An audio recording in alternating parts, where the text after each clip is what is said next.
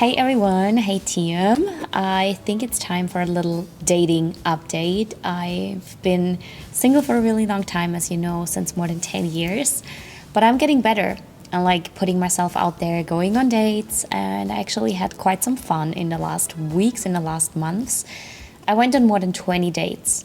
And I think it's time for a little recap, and it's time to tell you about the things that I think I have learned. Even after so many dates, going on all these dates, I feel like I do have some answers, but at the same time, I'm very confused. I don't have all the answers. So if you also want to start some discussions, and if you want to share your dating stories, or if you want to share your dating experiences, things you have learned, go and put them down into the comments.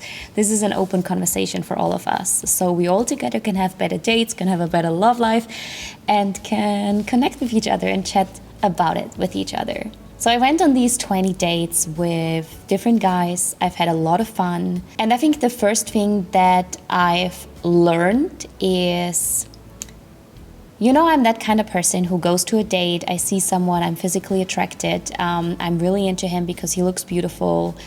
I fall for someone quite quick, even though I thought I'm not. But now when I analyze and reflect everything, I'm like falling very, very fast. Even without knowing much about this person, I would fall and I would be like, oh my God, this is gonna be him, it's gonna be the person. And then I start coming up with this whole fake story in my head of what could happen. I'm already building up this relationship. I'm already thinking about everything, how we travel together, coming up with all these kind of crazy stories in my head, which are just not real. It's not reality, because then I meet the person again and again, and I see like, wow, our personalities are really not matching. I quickly want to tell you about how I went on all these dates, how I set them up, because I think sometimes it can be quite confusing where to actually meet someone these days. I've tried online dating and it didn't really work out for me. I went on some online dates, but none of them worked out. And I don't know what the problem is. I do think it can work. For some of you it worked. You already told me amazing stories how you met someone online, but for me it really didn't work. It never really matched. And I even had this one guy, I went on a date with him. He just wanted to be a YouTuber. So he just asked me a lot of YouTube questions on how to create content, how to make better content, how to make great videos. That was so wild and that was so crazy to me. I felt like, whoa, like what do you want? Do you want me as your YouTube coach, me trying to teach you how to start a YouTube channel and how to do it? Or are you interested in me, Anna, as a person? I think that was one of the weirdest dates ever. But anyways, online dating for me really didn't work out. So the way I met men was, number one, I think, going out, partying, especially in like nightlife. I felt like I met the most guys every single time when I was like going out in the evening. Maybe it's the fact that you dress up, you get ready, or at least I really got ready to meet someone. I was dressing up in a really cute and nice way. I put on makeup and made my hair, and I was so ready. And I also felt pretty confident, and I felt like outgoing, and I actually wanted to be around people, and I wanted to speak to people. So that's most of the time when I actually met someone. Events, parties, nightlife. Also, what's really great to meet someone is actually friend groups. If you have a cool friend group and they bring in other friends, then it's also most likely that, if the friend from a friend from a friend from a friend might be a little match for you. And then, you connect with each other, you go on dates. Also a really great way to meet some people or set up dates. The second thing I have learned when it comes to dating, when it comes to guys, is when it's shit, when the date is really bad, leave. Leave as soon as you can. Like, we all don't have time these days. I don't have time. So if a date from the beginning on is really confusing and it's really weird, then you should leave as soon as possible. There is this trick, and I'm pretty sure you know about it, but you can also you can go into the bathroom and tell a friend to call you, and then it might help you to get out of the situation. Maybe someone calls you and then it's like, hey, it's an emergency, you have to come home really, really soon. But at the same time, everyone knows about this trick. So the other person might also feel like, okay, why is she not just saying that the date is shit and we should just end it? The third thing I have learned from all the dates in the last month is that I can be honest. That I can be honest about myself, that I can be honest about what I think, what the other person says. You know what I mean by that? I think, especially in the beginning, I always tried to be someone else. I tried to be perfect for that person. I tried to impress the other person and just get back, like, I don't know, like get back the compliments, get back the validation. I was like really seeking validation from these guys. Whereas I think towards more like the ending, I understood so much more. The ending, what am I saying? But like the more dates I had, the more I understood that I can just be myself, and I actually want someone who likes me, who likes Anna, who likes me with all my flaws and all my imperfections. So I don't have to try to be someone else. I don't have to. I can just be myself. But I think all of that comes really with practice. Like after many dates, you're like, whatever, I can just be myself now, right? Like you've done it already, and maybe the other person likes it or maybe not, but I just don't want to do something just to impress the other person. I mean, naturally, I think if you're interested in someone, you already act a little bit fake and you act a little bit like, because you're nervous and you just want the other person to like you. I think it's super natural. But I don't want to pretend to be someone that I'm not. Like, I want to be myself, and I want the other person to really like me for who I am.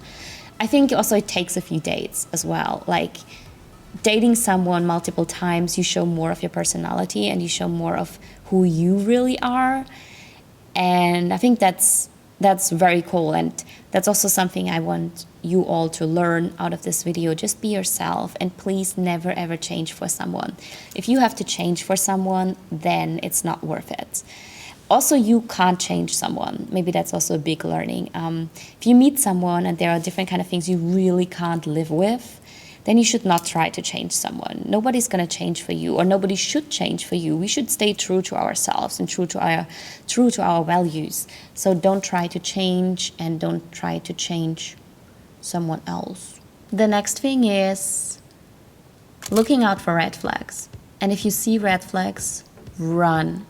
Run as fast as you can. Grab your stuff and run. Like, it depends on the red flags. But there are so many red flags that I was just ignoring so many times. If you date someone and let's say you see him for quite some time, you start to like him, and he tells you he's in a relationship, red flag. You should run. You actually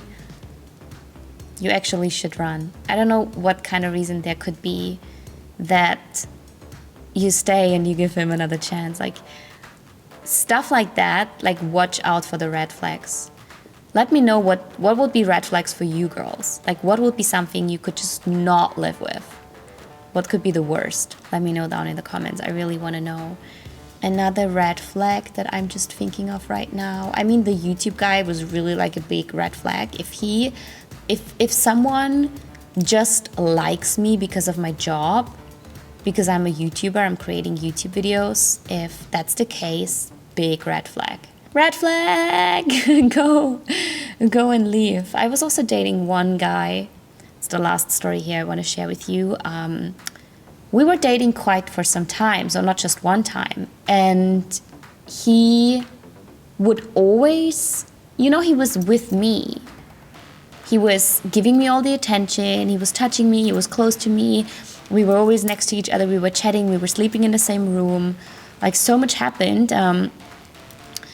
But he would also go over, like, next to me to other girls and give them also quite a lot of attention, especially physical touch-wise. Like, he would touch them, he would get really close to them, and he would give them the eyes. And I ignored that because I liked him. But how stupid, big red flag. If in the beginning of the dating phase, he's already very touchy with other girls, like, it should never be the case. But yeah, it was really wild, but I totally ignored it. So weird. And the last red flag, yeah, ghosting. Don't ghost me. And then after 3 weeks, it's in the middle of the night, it's 2 a.m. in the morning for you. You just horny and you have like these scenarios in your head, what you want to do with me right now. Like, don't text me. And the other 3 weeks before, you just ghosted me. You didn't answer one of my questions. Big red flag. Big red flag. I'm not gonna say that if there is like a guy with red flags that you should just run and leave as soon as possible. Like you should. You actually should. But I'm not saying that it's really easy, because I struggle with that a lot. Because yeah, if I like someone, then I get attached quite quickly, and then he really has to mess up with me and really has to kind of like break me, and then I'm like moving on. But yeah, we gotta learn, girls. We gotta learn. I swear, like if there is a guy on your mind right now with these red flags, then I promise that if you move on, if you let go, there's another one coming, 100%. There's not just one amazing person out there or one person out there. There are so many other amazing people out there. Girls, we should always keep in mind that we deserve a nice guy. We deserve a nice guy with green flags. They're out there somewhere, but we deserve them. And we shouldn't settle for less. We shouldn't settle for someone who is not treating us right. I think we deserve someone who makes us feel good. Green flag guy. Yes. The last thing that I've learned when it comes to dating, it's about expectations. Expectations when it comes to dating. I think I've had a lot of expectations how a perfect date should look like, what we're gonna do, how it's gonna end up, and I think letting go of these expectations had been a wonderful thing. When I show up now to a date without any kind of expectations, I have no set plans, there are no rules, we're just having fun. I'm just present, and I make the most out of the situations. That's when I had the best dates. When there were no rules and when I was really spontaneous. Like the first dates, I thought it has to look a certain way. I thought it has to be a certain way. We have to go out for a fancy dinner, he has to pay, and then we walk home. I thought that's how it should look like. But I had so many fun, amazing dates that were not planned, that were super spontaneous, and I had the best time of my life. I had so much fun. So no expectations when it comes to dating. Also, no expectations of what the future could look like. I think what I've learned is to be present, to go with the flow, and especially with another person. I don't know the other person yet. I don't know what's going on in their life, and all I can do is just to be present with them and have fun and have an amazing time and not think about the past, not think about the future, but be really, really present with everything.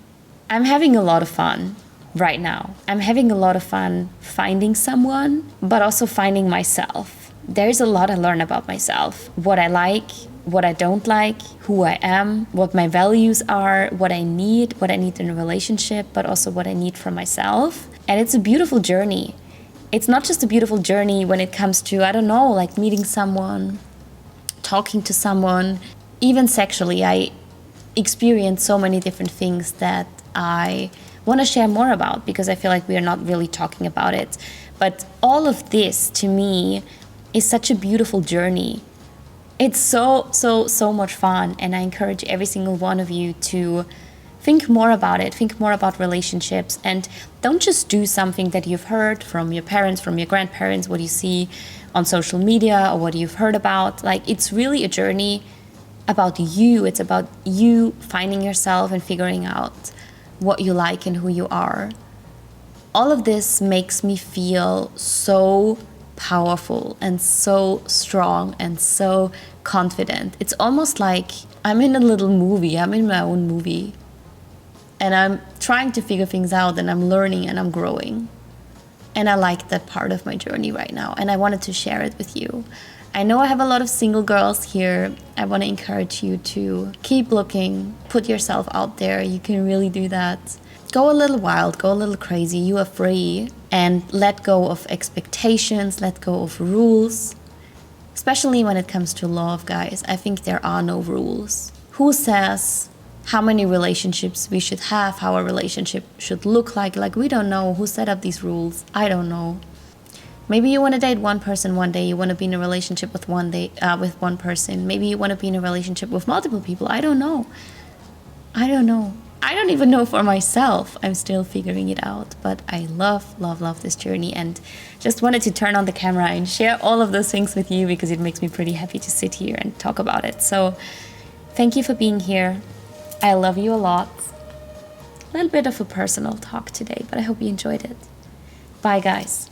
And talk to you soon. Big hug! I love you! I was like, I'm gonna pack up my camera. I'm gonna put everything away because it's a big mess here. But then I had one more thought that I have to share with you. Obviously, all these dates didn't really work out.